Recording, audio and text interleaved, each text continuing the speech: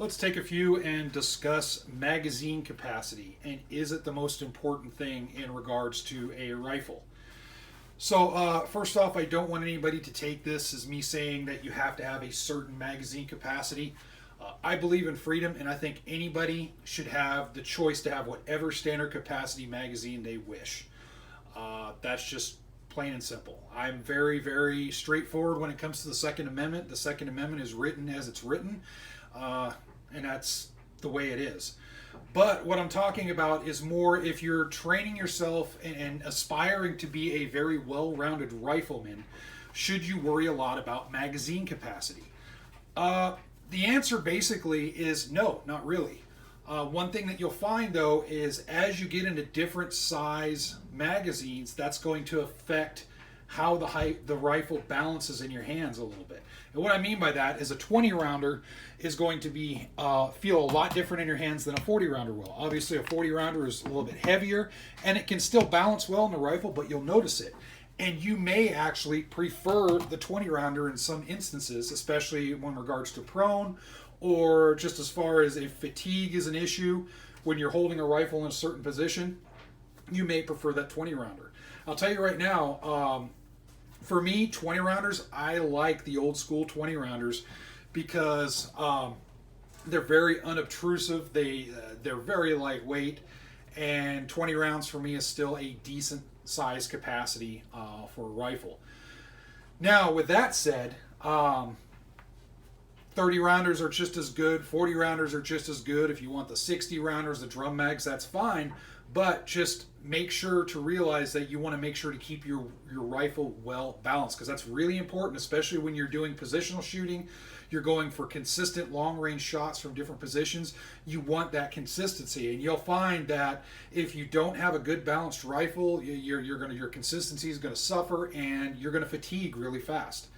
So just keep that in mind. Look at what you're trying to do with your rifle, and then go from there. Keep in mind, I already also mentioned this in a previous video I just posted up not too long ago, that magazines don't necessarily mean you have to shoot fast. So, and I should say higher capacity, or I should say higher standard capacity magazines. I'm trying to word that correctly. And that's because I hate the term high capacity. This is standard capacity, this is standard capacity, and this is standard capacity. But anyway, if you're going for a standard capacity of 40 rounds versus 20 rounds, it doesn't mean that you can shoot fast. It means that the rifle will stay loaded for longer before having to reload. It will have an ammunition supply that will give you a little bit more time to reload. I think a fundamental core of being a good rifleman, even in the 21st century, is realizing that every single one of your rounds count. They all should be accurate shots, or as accurate as they can be, and you have to take it upon yourself to decide, okay, how long should I give myself before I have to reload a rifle? Some people may say, well, I'll just do 20 rounds. Or some people may say, well, I'm in a state that's restricted, so I'm only limited to 10 rounds. That is what that is right there. And I encourage folks that if you're in a restricted state to keep fighting for your Second Amendment rights. So I hope you get what I'm trying to say in this video. It's kind of an impromptu video I just put together while I have a few minutes here of free time. I wanted to get that out. Magazine size is going to be a little bit dependent on what you're trying to do. Look for that good balance. Look for that consistency. Of course, look for that quality as far as a magazine goes, and work with it. You'll find that some things work different for different people.